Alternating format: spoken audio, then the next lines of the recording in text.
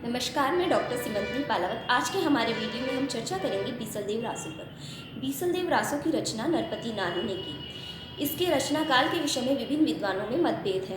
कुछ इसे पूर्व की रचना मानते हैं तो कुछ इसे कालांतर की रचना मानते हैं। जैसे हजारी प्रसाद द्विवेदी जैसे विद्वान ये मानते हैं कि ये कालांतर की रचना है, ये 16वीं सदी के आसपास की रचना है। फिर भी अधिकांश विद्वानों का ये मानना है कि ये संवत 1212 के आसपास रची गई रचना है। नरपति नानी ने अपने ग्रंथ के प्रारंभ में जो उक्ति दी है उससे विद्वान निष्कर्ष निकालते हैं कि ये पूर्व की रचना है। 1272 मझारी जेठ बदी नवमी बुधवारी नाल नरसायम आरंभ ही ठूठी शारदा ब्रह्म कुमारी। अनेक विद्वानों का ये मानना है कि इसे रासो जो वीर रसात्मक रासो काव्य न मानकर मुक्तक ग्रे प्रेम काव्य माना अधिक उचित रहेगा। इसमें श्रृंगार रस की प्रधानता है। बीसलदेव रासो 4 खंडों का छोटा ग्रंथ है, जिसमें प्रथम खंड में राजा बीसलदेव और मालवा के भोज परमार की कन्या राजमती के विवाह का वर्णन है। दूसरे खंड में उनके परस्पर वार्तालाप का वर्णन है। राजा के द्वारा रुष्ट होकर उड़ीसा के प्रयाण का इसमें वर्णन है। तृतीय खंड में रानी राजमती की वियोग व्यथा को वर्णित किया गया है। साथ ही उनके द्वारा राजा को पुरोहित के माध्यम से संदेश प्रेषण और राजा का संदेश प्राप्त करके पुनः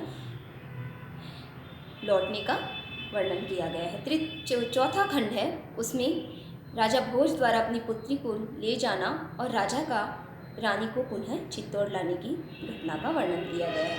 अधिकांश विद्वान मानते हैं कि इस कथा में जो बीसलदेव का वर्णन किया गया है वो शाकंभरी या अजमेर के जो शासक हैं विग्रहराज चतुर्थ वो हैं।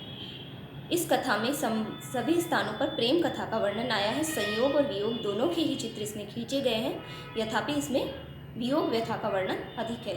ये खंड ये माना जाता है कि 500 छंदों की रचना है। माता प्रसाद गुप्त जैसे विद्वान ये मानते हैं कि इसके 128 छंद ही प्रामाणिक है।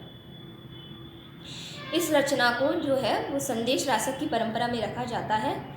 ये माना जाता है कि जिस प्रकार से इसमें वियोग या प्रेम की सुंदर व्यथा कथा को दिया गया है, जैसे कि अन्य कथाओं में नहीं दिया गया है, इस प्रकार से इसमें प्रेम की व्यथा कथा को संपूर्ण रूप से वर्णित किया गया है।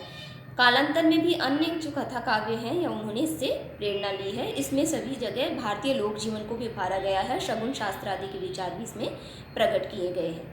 बीसलदेव रासो की एक विशेषता ये मानी जाती है कि ये मेघदूत की परंपरा से अलग है, क्योंकि यहाँ पर नायिका की जो हृदयगत प्रेम है उसका वर्णन है, उसमें माँ सीता का अभाव है। राजमती को संपूर्ण जो भारतवर्ष है उनकी जो नायिकाएं हैं उनमें से सर्वाधिक तीक्ष्ण वाणी वाली माना गया है, जो अपने हृदय के भावों को वर्णित कर देती है। इसे आदिकालीन जो नारी है इसकी व्यथा कथा को कहने वाली और नारी मनोभावों को वर्णित करने वाली बताया गया है, इसलिए इसे स्त्री अस्मिता का काव्य भी माना जाता है। बीसलदेव रासो की एक सुंदर पंक्ति हम देख सकते हैं। कड़वा बोलन बोलिए नारी तू मुँह मेलसी चित्र विसारी। इस प्रकार आज हमने बीसलदेव रासो की काव्यगत विशेषताओं और उसकी काव्य सौंदर्य को दृष्टि में रखा। बीसलदेव रासो की भाषा के विषय में ये माना जा सकता है कि इसे राजस्थानी है और इसमें डिंगल और पिंगल का मिश्रण है। बीसलदेव रासो की भाषा के विषय में डॉक्टर राम कुमार वर्मा ने कहा कि ये संध्या हिंदी की भाषा है, जो आदिकाल से होती हुई हिंदी में आई है। धन्यवाद।